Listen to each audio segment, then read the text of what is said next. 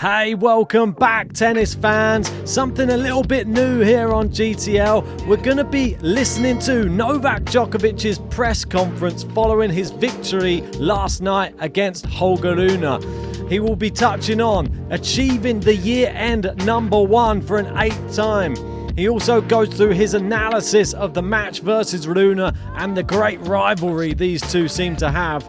Also touching on the on-court frustration and racket smashing and his upcoming match against Jannik Sinner. But let's hear what the big man had to say about achieving year-end #1. Yeah, it's huge. It means a lot. Obviously, I knew that coming into the tournament here, I needed only one win to clinch the year-end #1, and I really wanted that to happen already tonight. I didn't want to prolong, in a way, the situation and complicate, in a way, this particular goal. So I'm really glad that I managed to do that tonight. It's always has been a huge objective and huge goal of mine, to be #1 in the world.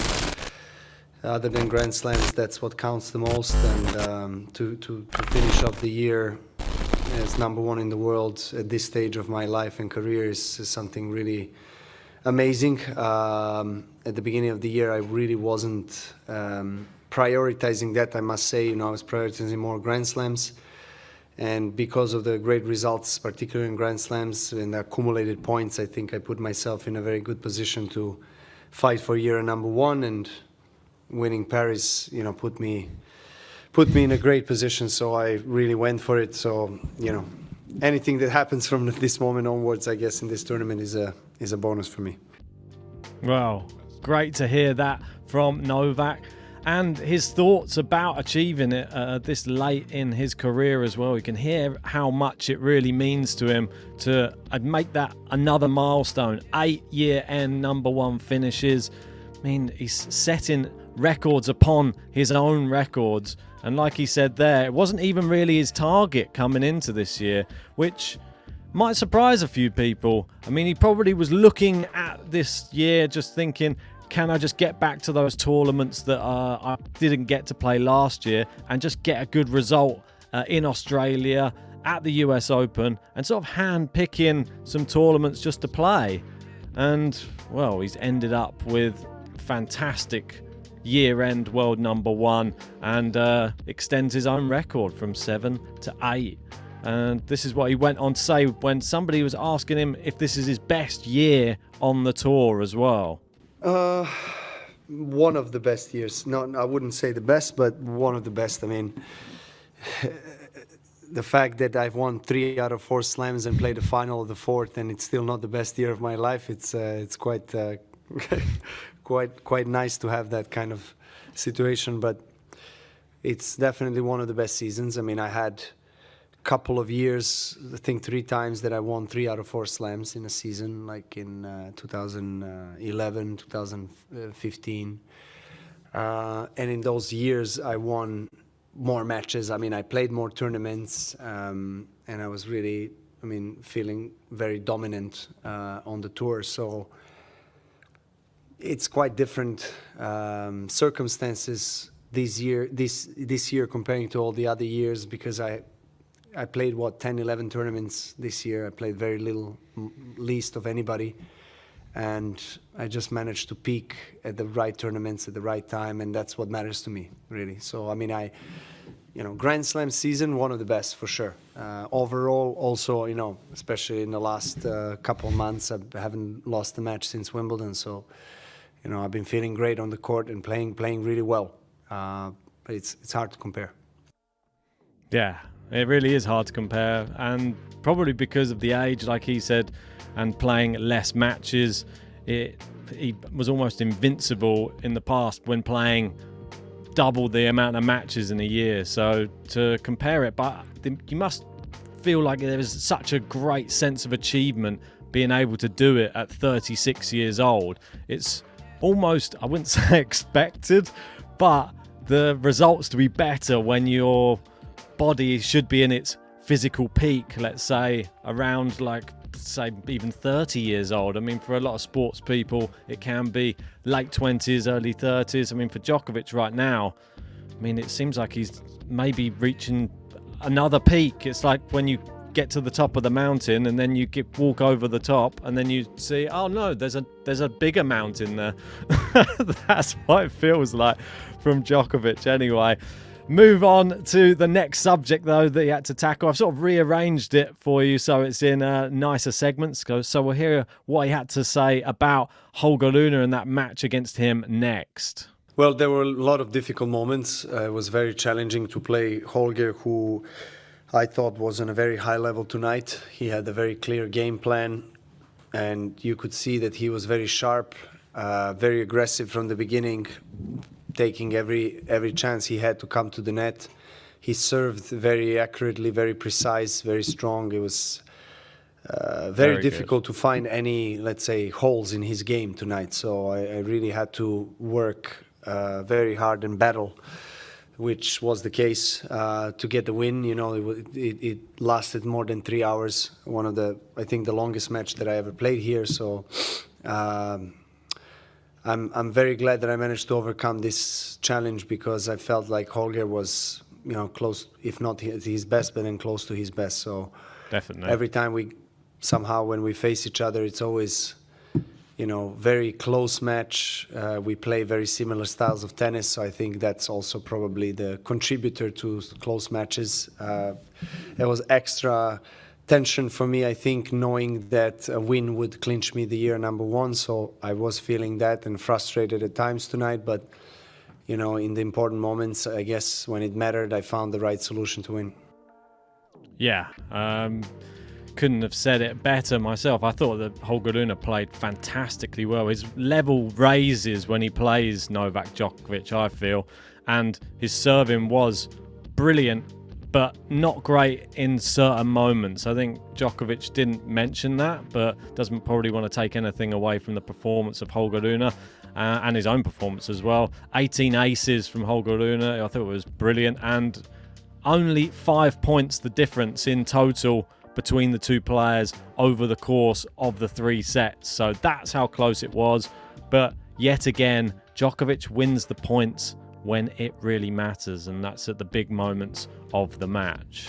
Next, he had to address a question from the press relating to the racket breaking. I wouldn't call it smashing, because he didn't smash them. He just went back to his seat, he put 2 rackets down, stood on them, and then just put them to the side. And then that was sort of the end of that, and then sort of gave a bit of a glare at the cameraman trying to film him afterwards. But it seemed to get him back on the right track, and this is what he had to say about it. I mean, some people are saying that it's, if you want to use that word, pragmatic for me to do that, because then I can release whatever tension I'm holding and frustration and move on. Maybe that was the case tonight, but I wouldn't encourage anybody doing that. Neither do I encourage myself, and I'm not happy. I'm not happy with that. I definitely don't like that I've done that, but I've done it, and that's it. You know, I have to take responsibility. But yeah, I guess in some cases it has happened in the past where I do that and then come back playing more freely, I guess, you know, just letting go. There are different ways, maybe smarter ways to let go of the frustration than breaking a racket. Yeah, definitely. At least he acknowledges it, and he's not flying off the handle at the question either. He's aware as soon as he's done something like that, that's going to be one of the questions in the press room. And I think he's been honest about it. I'm sort of glad that he didn't do it on the actual court. He just did it by the chair. It was a little bit low-key. So maybe he is learning in his own mind, like, maybe I need to smash it or get rid of this racket, and I'm just going to do it in this like set way. I didn't think that it was that bad. I mean, obviously there's part of me that just looks at every time a racket gets broken and thinks, well, I only own one racket, so I couldn't ever do that. And these players have the luxury of having multiple rackets that they can just break if they really want to. But I guess when you're in that position, you can pretty much do what you like. But anyway, that's enough of the racket smashing talk. The next question he got posed was just about Holger Rune and whether maybe he got tired in the third set, whether Djokovic was able to outlast him as he does with so many of his other opponents. I don't know. I'm not sure if he got really tired. I mean, obviously we had some grueling exchanges, physically demanding games, and of course you get tired in those moments, but I think he's a very fit player, and he works very hard to be able to play for many hours on the court. So I think that, he didn't seem very tired at the end of the match. Of course, I made a break in the third and finished with 6-3, but the break that I made at 3-2 for me in the third, we had some very long rallies and another long rally at the break point. So I just didn't get a sense that he was maybe physically struggling.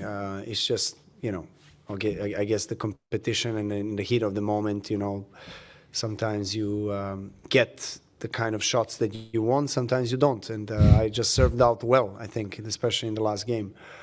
But yeah, every single match we play against each other is a marathon now. I mean, it's amazing. I mean, he's incredibly dynamic player, very quick, very powerful, so aggressive. Great, one of the best returns that I ever faced, to be honest. Amazing return, and he has improved his serve and he has improved his overall game. I think in the last month that he's been working with Boris, there's obviously benefit to this relationship that they're having. Yeah, most definitely. Very complimentary of Holger Rune, as always. Sees a bit of himself, I feel, in Holger Rune. The comparisons in the similar game styles, I feel like the backhands, the great serving, really good on indoor hard court as well. The way that he attacks the net, good volleying as well from Holger Rune. Very quick reactions. There's a lot to be said for Holger Rune, and Djokovic doesn't sing the praises of many players to that extent. And the fact that he's working with Boris Becker, I think that he instantly saw the difference between the way these two, the matchup was playing. And you can see the adjustments, the improvements. I'm sure if you're down the other end of the court, it's very noticeable. But finally, he had to talk about Jannik Sinner, and this is going to be one of his opponents in the green group, playing at home in Italy and playing some of the best tennis of his career. The next question he got thrown was about Jannik Sinner and the different challenges that the Italian may throw at him compared to Holger Rune in this last match. Jannik probably has a better forehand, I would say. But, Holger of tonight played on extremely high level. I think Holger of tonight could win against Sinner and against anybody that he would face on the court. So it would be very interesting to see how he matches up with other players in the group. But, I mean, Jannik obviously is in a great form. He's been playing maybe tennis of his life this year, best season of his career. Yeah. Obviously playing at home, the Italian crowd helps a lot, boosts his confidence and give him in a way wings to play his best tennis, which he did today. I saw a little bit of his match against Tsitsipas. He played great, very solid, good serves, and Jannik is one of the fastest and strongest hitters from the baseline out there in the world that we have and we had for the last couple of years. I know his game very well. I never lost to him, but we had some really close matches. Last time we played in semis of Wimbledon, obviously. So I'm gonna obviously prepare myself well for the match. I know what to expect. I can expect the highest of him with, of course, the support of the crowd. It's going to be nice, I think for the tournament, us facing each other. I think we're both in great form, and let's see what happens. Yeah, definitely. Can't wait for the match, Djokovic versus Sinner. And I like the way he just slips in there that I've never lost to him. But I feel that this is going to be the toughest matchup that's ever been between Djokovic and Sinner. I think everybody can't wait for this one. The fact that it's in Italy as well, the fact it's the Tour Finals, the fact it's indoor hard court where Jannik Sinner's been playing some of the best tennis I've ever seen him play. It just adds to the narrative. Djokovic just played 3 hours against Holger Rune. I mean, sign me up. I can't wait for that matchup. But that's my reaction to some of Novak Djokovic's comments at his press conference. Let me know what you thought of his comments in the comments section below. Do you think Sinner's going to be a harder challenge than Holger Rune? Do you think Holger Rune could potentially defeat Jannik Sinner and qualify for the semi-finals himself? I want to know all your thoughts. And if you haven't already, make sure to hit a like on this video, subscribe to the channel if you're new, and join us for the matches. They cannot be missed.